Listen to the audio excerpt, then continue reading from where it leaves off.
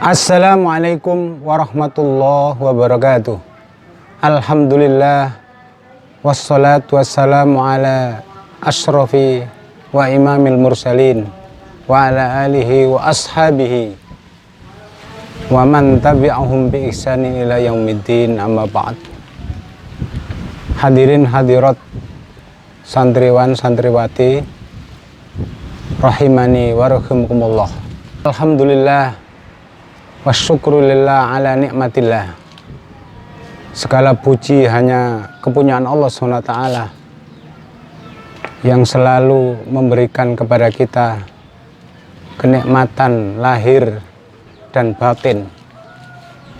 Mudah-mudahan kita termasuk hamba Allah yang selalu mensyukuri nikmat tersebut.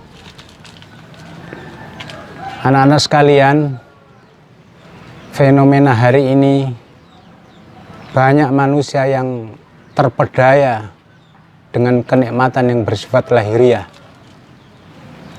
nikmatun dhahirah, akan tetapi lupa bahwa nikmat sesungguhnya adalah nikmatun batinah, nikmat yang bersifat batiniah, yaitu nikmat dinul Islam. Allah SWT berfirman dalam surat Al-Maidah ayat ketiga, Al-yawma akmaltu lakum dinakum wa atmamtu alaikum ni'mati wa raditu lakumul Islam madinah. Pada hari ini telah aku sempurnakan din kamu dan aku telah cukupkan atas kamu nikmatku, dan aku telah ridho Islam sebagai din agamamu. Anak-anak sekalian rahimani wa rahimakumullah, kenikmatan Islam inilah yang harus senantiasa kita syukuri, karena dengan kenikmatan tersebut jalan yang mengantarkan kita menuju surga. La yadkhulul jannata illa nafsun muslimah, rawahu Muslim.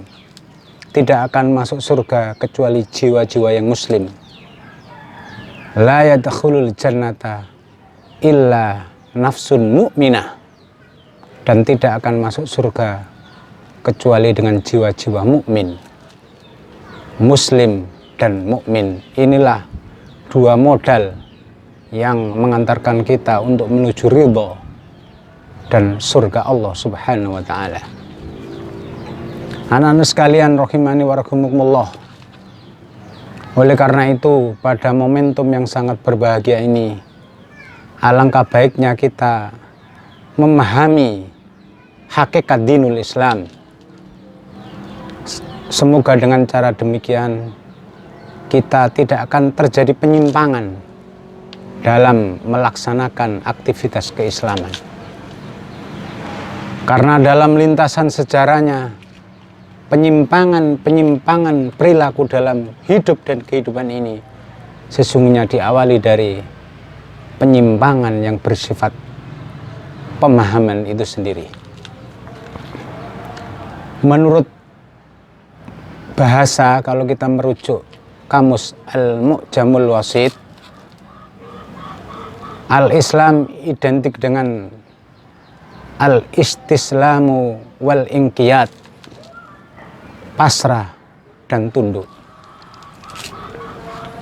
Sesungguhnya nama Islam ini sesungguhnya adalah nama yang indah. Dalam sejarah agama tidak ada istilah pendiri, pencetus, pelopor Islam, berbeda dengan agama-agama selain Islam. Karena nama Islam sesungguhnya berasal dari Allah Subhanahu wa ta'ala. Sebagaimana Allah firmankan dalam surat 22 ayat 78, huwa sammakumul muslimin min qablu wa fi hada. Dialah yang memberi nama kalian menjadi seorang muslim. Allah juga berfirman dalam surat Ali Imran ayat 19, Innad dina indallahil Islam. Sesungguhnya agama yang diridhoi oleh Allah adalah al-Islam.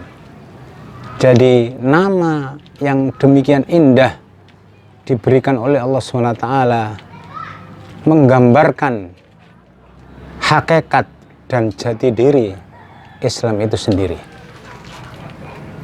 Anak-anak sekalian rahimani wa rahimakumullah, sesungguhnya nama al-Islam memiliki mustaqat, kata turunan yang menggambarkan kandungan dari Islam itu sendiri. Allah SWT berfirman dalam surat Asy-Syu'ara, Yauma la yanfa'u malun wala banun illa man atallaha biqalbin salim. Pada hari itu harta dan anak tidak bermanfaat kecuali orang yang datang kepada Allah dengan hati yang suci, steril dari kemusyrikan. Pada ayat ini turunan kata dari al-Islam adalah salim, bersih, suci. Ini mengajarkan kepada kita bahwa dengan memeluk agama Islam, Allah mengajarkan kita ikhlasun niyah, kejernihan motivasi dari berbagai macam kepentingan syubhat dan kepentingan syahwat. Turunan kata berikutnya adalah bal humul yauma mustaslimun. Seperti Allah firmankan dalam surat As-Saffat, surat ke-37. Bahkan dia pada hari itu orang-orang yang pasrah. Jadi al-istislam, al-yastaslimu, orangnya disebut mustaslimun. Di sini Islam mengandung makna taat, tunduk kepada Allah SWT. Turunan kata al-Islam berikutnya adalah as-silmu, damai. Wa in janahu lis-silmi fajnah wa tawakkal 'ala Allah.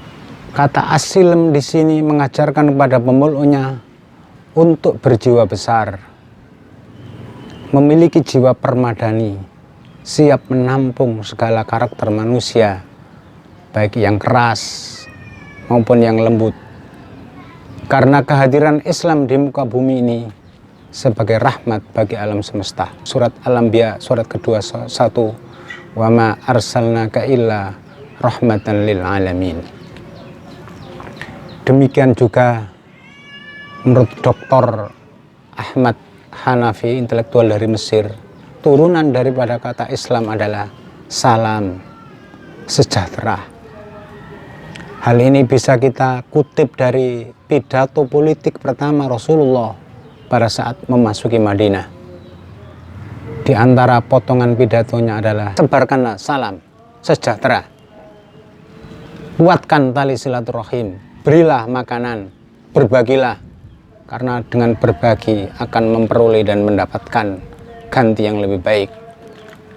Dan kerjakanlah sholat malam, sedangkan manusia pada saat itu sedang tidur. Turunan kata daripada Islam yang difirmankan oleh Allah pada ayat-ayat di atas menggambarkan betapa sempurna dan lengkapnya dinul Islam. Kesempurnaan dinul Islam kita identikkan dengan kesempurnaan anggota badan. Apabila kita kurang bagus, demikian pula apabila kita tambah, semakin tidak bagus. Al-Islam menurut bahasa yang sudah kita sampaikan pada awal muqaddimah tadi adalah al-istislamu wal anqiyat, pasrah dan tunduk. Sedangkan menurut istilah adalah memiliki arti yang tidak jauh berbeda, bahkan beririsan dengan makna kebahasaan. Menurut Syekh Utsaimin, Islam secara istilah adalah al-islamu lahu bit-tauhid wal inqiyadu lahu bit-ta'ah wal bara'atu minasyirki wa ahlihi. Islam menurut istilah adalah pasrah dengan bentuk mentauhidkan Allah, menomorsatukan Allah. Apa saja dalam kehidupan ini, nomor satu adalah tauhid, nomor satu adalah Allah. Ibarat 0, maka angka tersebut bisa menjadi bermanfaat apabila di depannya adalah angka 1. 1 di depannya 0, 0 berarti 100. Sebaliknya, betapa banyaknya angka 0 apabila tidak dimulai dengan angka 1, maka 0 itu tidak ada artinya.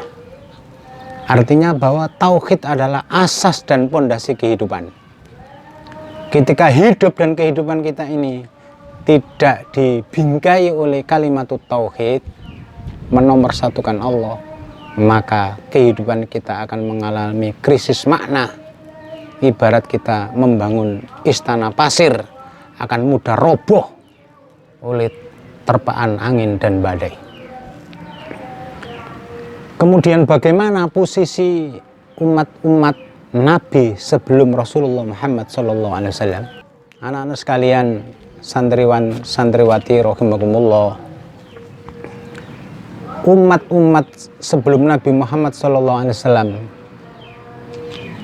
yang mentauhidkan Allah dan taat kepada syariat pada masa itu, mereka adalah disebut Muslim pada zamannya.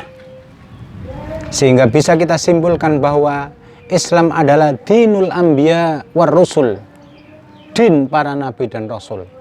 Karena nabi dan rasul memiliki misi yang sama, tauhidullah, mentauhidkan Allah SWT.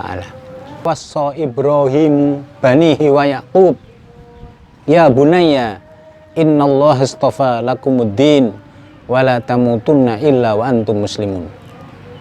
Ibrahim dan Yakub telah memberikan wasiat, sebuah pesan yang penting, biasanya disampaikan sebelum orang tua meninggal terhadap anak-anaknya. Ya bani, ya wahai anakku sayang, innallaha astafa, sungguhnya Allah telah memilih lakumuddin, bagi kalian din al-Islam, fala tamutunna illa wa antum muslimun, dan janganlah kalian sekali-kali mati kecuali dalam keadaan berserah diri. Oleh karena itu, umat-umat yang mentauhidkan Allah dan tunduk kepada syariat pada zaman itu adalah umat muslim secara umum.